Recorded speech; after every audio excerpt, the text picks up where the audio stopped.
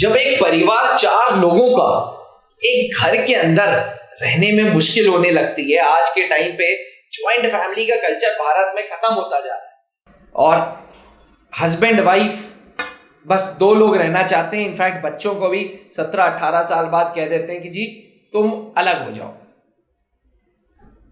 इस सिचुएशन में services selection board में जहां हर एक कैंडिडेट अपने इंटरव्यू के लिए, अपने करियर के लिए आया है, वो 2 दिन एक ग्रुप के अंदर बंधा हुआ है जिसको जीटीओ साहब मॉनिटर करने हैं। इस ग्रुप में कुछ लीडरलेस टास्क होंगे, कुछ ऐसे टास्क होते हैं जिसमें कोई अपॉइंटेड लीडर नहीं होता।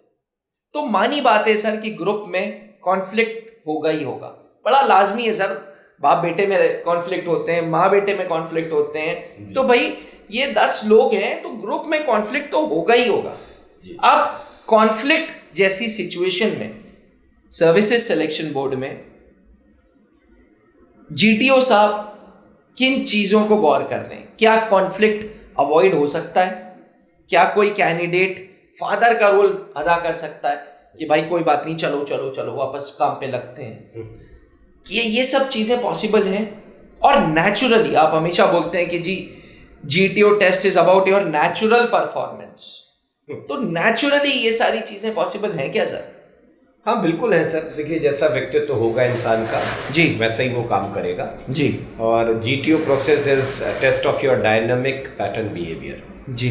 तो डायनामिक क्या है कि दूसरों की प्रेजेंस की वजह से जो आपके व्यवहार में बदलाव आता है उसको कहते हैं डायनामिक बिहेवियर किसी का।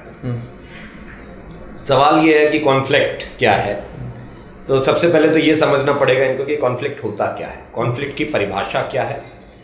When 2 or more people in a group compete for same restricted objective, जो एक ऑब्जेक्टिव है ग्रुप के अंदर, उसी एक ऑब्जेक्टिव के ऊपर 2 या 2 से ज़्यादा लोग जब कॉम्पिटिट करने लग जाते हैं तो ये कॉन्फ्लिक्ट जनरेट होना शुरू होते हैं। इसके ऊपर एक थ्योरी है सर, रियलिस्टिक कॉन्फ्लिक्ट थ्योरी। अच्छा। या इसको रियलिस्टिक ग्रुप कॉन्फ्लिक्ट थ्योरी भी बोलते हैं, RGTC। जी। ये थ्योरी 1950 से 60 के बीच में बहुत ज़्यादा इस पे काम किया गया था। इसको बनाया था डोनाल्ड टी कैंपबेल ने।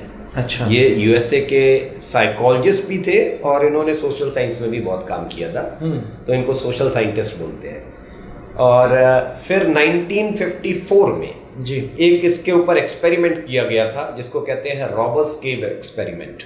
अच्छा। ये एक्सपेरिमेंट किया था एक टर्की के थे मुजाफिर शरीफ और दूसरे थे कैरोलिन वुड शरीफ। इन दोनों लोगों ने इसके ऊपर ये एक्सपेरिमेंट किया था जो कि सबसे ज़्यादा चर्चित या सबसे ज़्यादा जाने जाने वाला एक्सपेरिमेंट कहा जाता है कॉन्फ्लिक्ट के ऊपर। कॉन्फ्लिक्ट देखिए जो ग्रुप के अंदर होते हैं जी, ये 4 प्रकार के कॉन्फ्लिक्ट होते हैं ग्रुप में। अच्छा। 1 is relationship conflict. Relationship conflict क्या है सर कि जैसे लोग आपस में, जैसे मेरी आपसे मतभेद होने लग जाए तो जो मेरे आपके विचार अलग अलग है ना, तो जो मैं आपकी बात से या क्रिटिसाइज करते हैं लोग, डिसएग्री करते हैं जो ग्रुप डिस्कशन में आई डिसएग्री विद यू, है ना जी। तो ये है रिलेशनशिप कॉन्फ्लिक्ट। ठीक है। दूसरा होता है टास्क कॉन्फ्लिक्ट।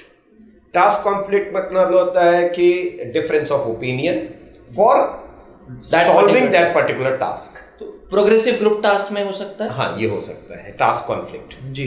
ठीक है। उसके बाद आता है फिर स्टेटस कॉन्फ्लिक्ट।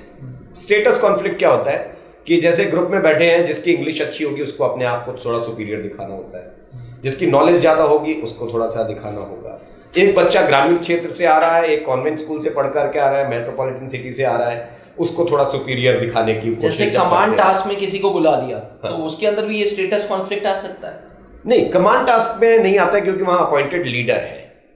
लीडरलेस टास्क में, अच्छा, जहां पर हम बैठे, हम में लीडर कोई नहीं है, मगर एक बंदा जो है वो आया है बैंगलोर जैसे शहर से या चंडीगढ़ जैसे शहर से, बहुत अच्छी एजुकेशन है, इंग्लिश और ये सारी चीजें हैं, और एक बच्चा ग्रामीण क्षेत्र से बैठा है तो वो अपने आप ही सुपीरियर समझ लेता है अपने आप को। ये स्टेटस कॉन्फ्लिक्ट आ गया इसके अंदर। अच्छा, ठीक है जी। फिर एक आ गया इसके अंदर प्रोसेस कॉन्फ्लिक्ट।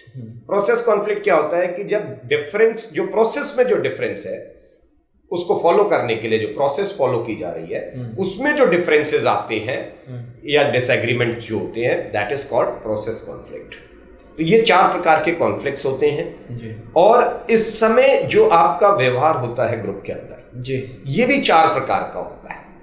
वैसे मेजरली ये 2 तरीके का है, कंस्ट्रक्टिव और डिस्ट्रक्टिव। 2 तरीके के बिहेवियर होते हैं उस समय, एक तो बनाने वाली बात होती है, एक बिगाड़ने वाली बात होती है। बट उसमें भी 4 चीजें आई, जैसे एक्टिव कंस्ट्रक्टिव बिहेवियर जो सबसे बेहतर होता है। एक्टिव कंस्ट्रक्टिव बिहेवियर का मतलब इसके क्या सिम्टम्स होंगे, क्या लोग करेंगे। सबसे पहले तो वो क्या करेगा, दूसरों के पर्सपेक्टिव, दूसरों की योजनाएं, क्या वो कहना चाहते हैं, ठीक है, वो लेना लग जाएगा, दूसरों के पर्सपेक्टिव लेना शुरू करेगा, ठीक है।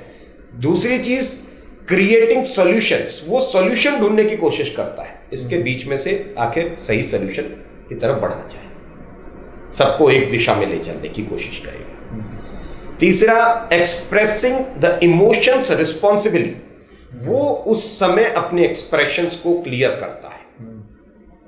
Then reaching out to everyone in group, वो हर किसी की तरफ देखता है कि हाँ जी आप भी मेरी बात सुने, तो सबकी तरफ, मतलब कोई अपना विचार नहीं रखता है, वो सबको साथ लेकर के चलना चाहता है, जो कि आजकल हमारे प्राइम मिनिस्टर साहब कहते हैं सबका साथ सबका विकास।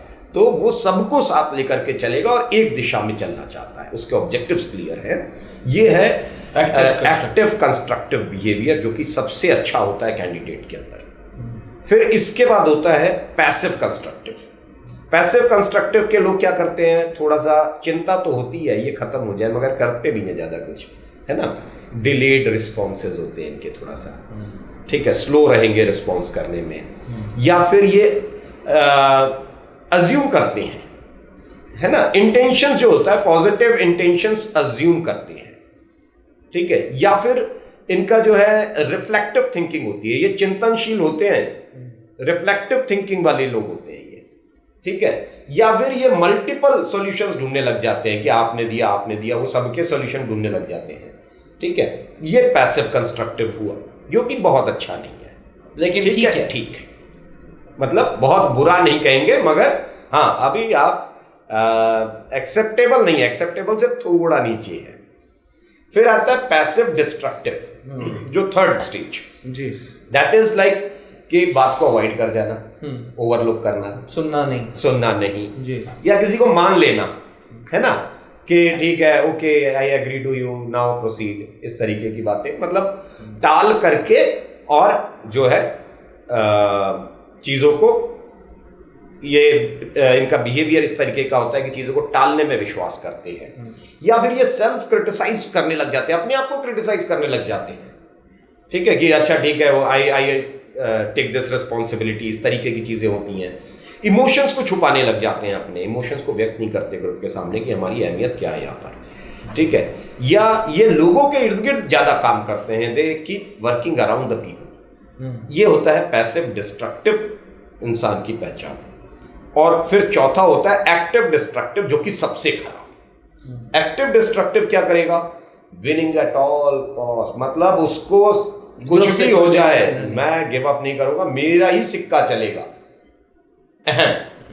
ठीक है, वो उसके अंदर बहुत ज्यादा दिखाई देगा।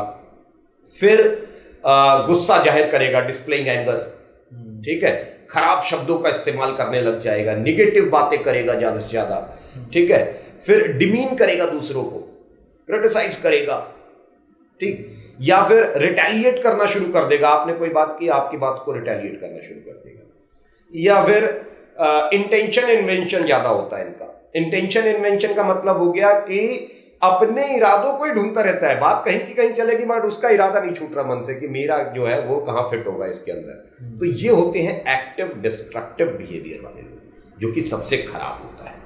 ये 4 प्रकार के बिहेवियर हैं, जिसमें से मेरे ख्याल से इनको एक्टिव कंस्ट्रक्टिव बने रहना चाहिए, और ये जीटीओ को दिखाई देता है कि इसमें कौन ग्रुप को संभाल रहा है, जो नेचुरल क्वालिटीज।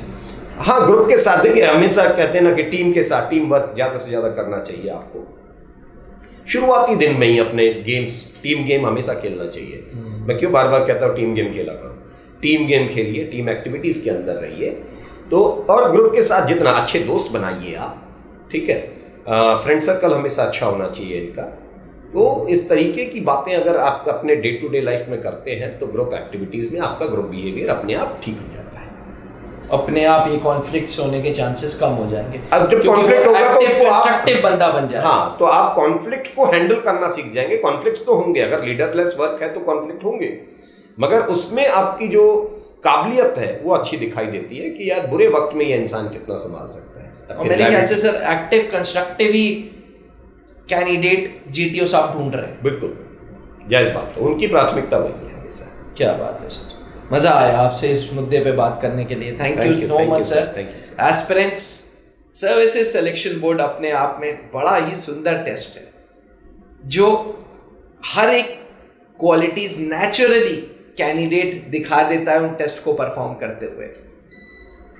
आज भी सर्विसेज सिलेक्शन बोर्ड में पास रेट 3.16% है और इसके बावजूद त्रिशूल डिफेंस एकेडमी के हर एक बैच से हम फौज को सिलेक्शंस दे रहे हैं। सर्विसेज सिलेक्शन बोर्ड के रिकमेंडेड कैंडिडेट्स रिकमेंड हो रहे हैं। तो अगर आपका भी लक्ष्य फौज में एक अच्छा अफसर बनने का है, आप सर्विसेज सिलेक्शन बोर्ड से डरे बैठे हो तो घबराने की जरूरत नहीं है, क्योंकि colonel Pankaj Mehrotra and captain S K sir Trishul defence academy की लेगेसी को आगे बढ़ा रहे हैं। जी 2003 में लेगेसी जो मेरे father late wing commander Anup Mehrotra ने स्टार्ट की थी, उस लेगेसी को फॉरवर्ड कर रहे हैं सर लोग, आगे बढ़ा रहे हैं, हर बैच में रिजल्ट्स दे रहे हैं। 653 से ज़्यादा अधिकारी फौज में ऑलरेडी त्रिशूल के एलुमनाई हैं जो काम कर रहे हैं। नेक्स्ट आप भी हो सकते हैं, तो इंतजार ना करें, आज ही त्रिशूल डिफेंस एकेडमी के एसएसबी प्रोग्राम्स में एनरोल लें। थैंक यू, जय हिंद। अब डिफेंस एग्जाम क्रैक करना हुआ और भी आसान, त्रिशूल डिफेंस एकेडमी लेकर आए हैं बिल्कुल ही एडवांस लर्निंग ऐप। तो आज ही ज्वाइन करें और स्टार्ट करें अपनी ऑनलाइन क्लासेस।